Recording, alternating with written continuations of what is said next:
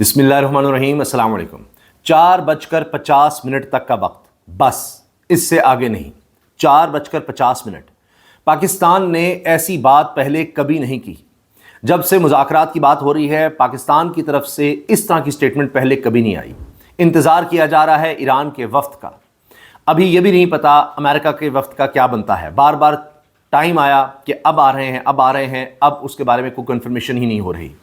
پاکستان میں عجیب و غریب حالات ہیں۔ 3 دن ہو گئے پنڈی اسلام آباد بند۔ کل کے حوالے سے بھی یہی کچھ کہا جا رہا ہے کہ کل بھی ریڈ زون مکمل طور پر بند ہوگا، وفاقی ادارے بند ہوں گے، ریڈ زون کے اندر کوئی نہ آئے، ورک فرام ہوم ہے، اور پھر دیگر علاقے بھی کنٹینرز کے ذریعے، سیکیورٹی کے ذریعے بند نظر آتے ہیں۔ جڑواں شہروں میں پریشانی الگ سے رہے گی، لیکن یہ بڑی خطرناک بات ہے کیونکہ وزیر اطلاعات و نشریات عطا تارڑ نے پوسٹ کیا ہے ایکس پر۔ آج تک انہوں نے ایسا پوسٹ مذاکرات کے حوالے سے نہیں کیا۔ اس میں ایسے نظر آ رہا ہے کہ جیسے ایران کی طرف سے چونکہ اب بات نہیں بنائی جا رہی تو ادھر سے ہی انتظار ہو رہا ہے، اور 4:50 پاکستانی وقت کے مطابق اس کے بعد سیز فائر ختم۔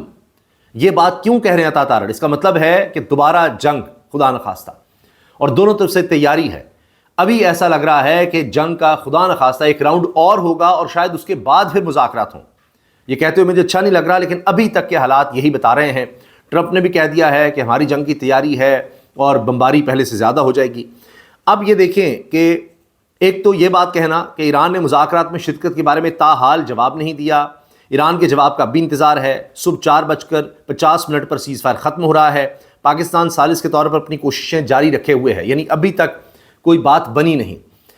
انگریزی میں پوسٹ کرنے کا ایکس پر مطلب یہ ہے کہ وہ پوری دنیا کو پیغام دے رہے ہیں۔ The situation as it stands at 19:30 Pakistan standard time, یعنی 7:30 بجے یہ سچویشن ہے رات کے۔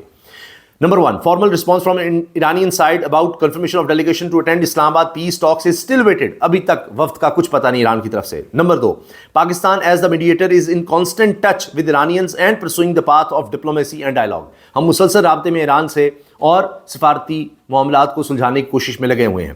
Number 3، cease fire ends at 4:50 AM Pakistan standard time, یعنی صبح سحری کے وقت 4:50 فجر کا ٹائم ہے، تب پاکستانی وقت کے مطابق سیز فائر ختم۔ 22 April, decision from Iran to attend the talks before the end of 2 weeks cease fire is critical. یہ بہت اہم ہے کہ ایران مذاکرات میں شامل ہو جائے اس وقت سے پہلے 4:50 سے پہلے۔ نمبر 4 اور آخری جو جملہ ہے، Pakistan has made sincere efforts to convince the Iranian leadership to participate in the second round of talks and these efforts continue۔ ہم نے مسلسل کوششیں کی ہیں، پرخلوص کوششیں کی ہیں کہ ایران کو قائل کیا جائے، کنونس کیا جائے کہ وہ دوسری مذاکرات کی اب ٹیبل جو لگ رہی ہے، دوسرا راؤنڈ ہو رہا ہے، اس میں پارٹیسپیٹ کرے۔ تو یعنی وہ ایران پر زیادہ اس پر دیکھ رہے ہیں کہ اونس یا بوجھ یا ذمہ داری زیادہ ایران پر ڈال رہے ہیں کہ آپ آئیں، آپ کی طرف سے کچھ ہونا چاہیے۔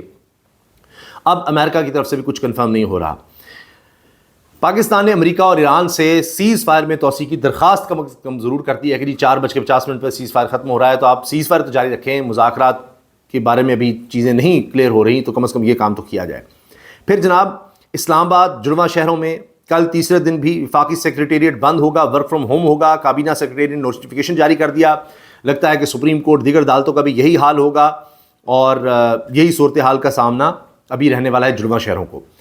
سیاست پر آ جائیں، ایک طرف 2 مئی تحریک انصاف نے لاہور میں جلسے کے لیے درخواست دے دی ہے، اور خیبر پختونخوا کے وزیر اعلیٰ سہیل افریدی خطاب کریں گے 2 مئی کے جلسے سے۔ ظاہر ہے اجازت تو ملنی نہیں، لیکن اس کے بعد کیا ہوگا؟ پھر تصادم، سہیل افریدی پھر بھی آئیں گے، ایک ٹکراؤ کی کیفیت پھر بھی رہے گی۔ یہ ایک مسئلہ نظر آ رہا ہے۔ اور تو اور آپ دیکھیے کہ واشنگٹن پوسٹ کیا کہہ رہا ہے۔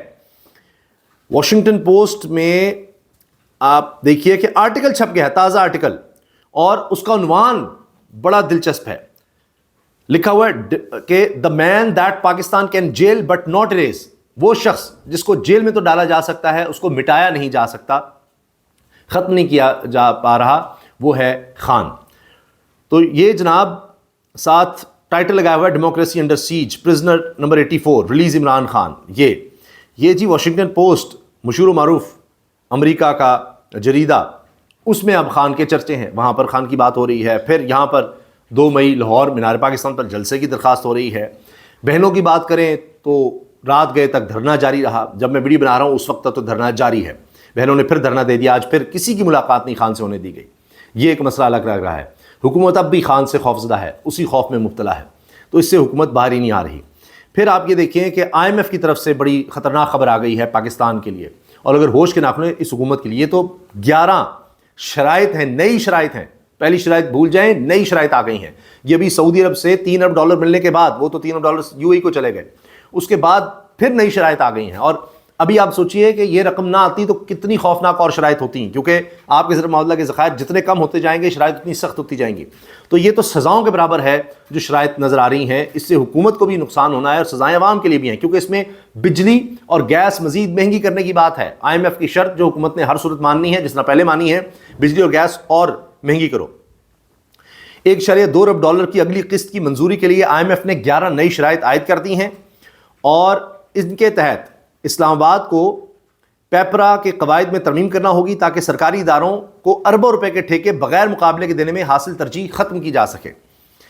پھر حکومت نے IMF سے اس بات پر بھی اتفاق کر لیا ہے کہ جولائی 2026 سے گیس کے نرخوں پر ہر 6 ماہ بعد اور جنوری 2027 سے بجلی کے نرخوں میں سالانہ بنیادوں پر رد و بدل کیا جائے گا. اس سے واضح ہوتا ہے کہ مالی سال 2026-27 میں بجلی اور گیس دونوں کی قیمتوں میں اب اضافہ ہونا ہی ہونا ہے. اس کے علاوہ نئے اسٹرکچرل بنچ مارک کے تحت حکومت نے خصوصی اقتصادی زونز اور اسپیشل ٹیکنالوجی زون سے متعلق قوانین میں ترمیم پر بھی اتفاق کر لیا ہے، جس کے تحت مالی مراحت کو مرحلہ وار ختم کیا جائے گا. جو ان کو اسپیشل مراحت حاصل تھی وہ بھی گئیں. نیب آرڈیننس میں ترمیم ہوگی. FBR میں آڈٹ کیسز کے انتخاب کا مرکزی نظام لایا جائے گا. یہ اقدامات فائنانس بل 2026 کے مطابق ہوں گے. منافع پر مبنی سہولیات کو لاگت پر مبنی نظام میں تبدیل کیا جائے گا، جبکہ تمام مراحت 2035 تک ختم کر دی جائیں گی. یہ جو کہتے ہیں سی پیک میں اسپیشل اکنامی زون بنا دیا، یہ کر دیا، وہ کر دیا، وہ بھی گئے. سی پیک کے تحت دی جانے والی تمام مالی مراحت بھی 2035 تک ختم کر دی جائیں گی.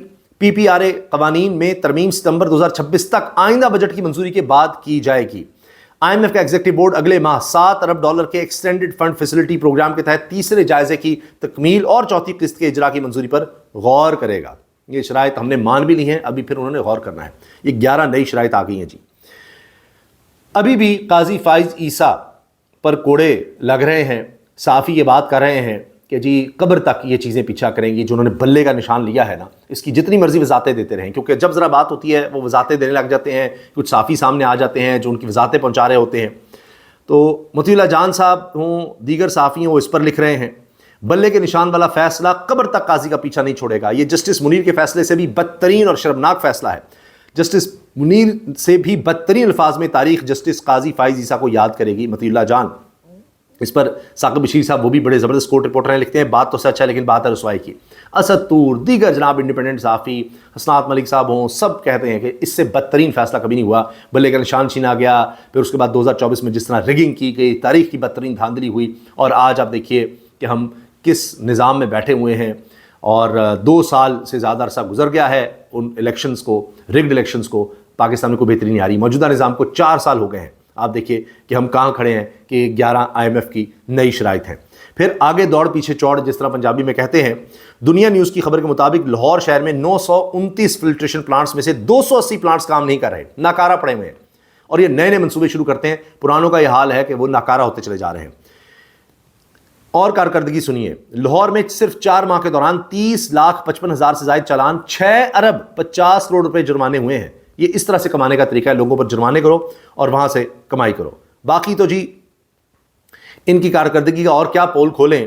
سزا جو مل رہی ہے یہ قوم کو سزا دے رہے ہیں کہ جی آپ نے ہمیں کیوں نہیں ووٹ دیا. رواں مالی سال کے پہلے 9 ماہ کے دوران ملک میں مہنگائی کی شرح گزشتہ برس کے مقابلے میں 5.3% سے بڑھ کر 5.7% ہوگی. ابھی آگے اور بڑھے گی. ابھی تو 9 مہینے ہوئے نا جی، ابھی اور 3 مہینے بعد آپ دیکھیے گا کہ جو رپورٹس آئیں گی. وزارت منصوبہ بندی خود کہہ رہی ہے ماہانہ ترقیاتی رپورٹ کے مطابق رواں مالی سال کے پہلے 9 ماہ کے دوران برآمدات میں 1.2% کمی، جبکہ غیر ملکی سرمایہ کاری میں 33.4% کمی دیکھی گئی ہے، اور درآمدات میں 8.3% اضافہ ہوا ہے. یعنی خرچے ہمارے بڑھ رہے ہیں، آمدنی ہماری نیچے چلی جا رہی ہے، اور یہ ہے ان کی ابھی 9 ماہ کی کارکردگی. باقی 4 سال تو ملا دیے جائیں تو یہ 9 ماہ تو آپ کو شاید بہتر نظر آئیں گے.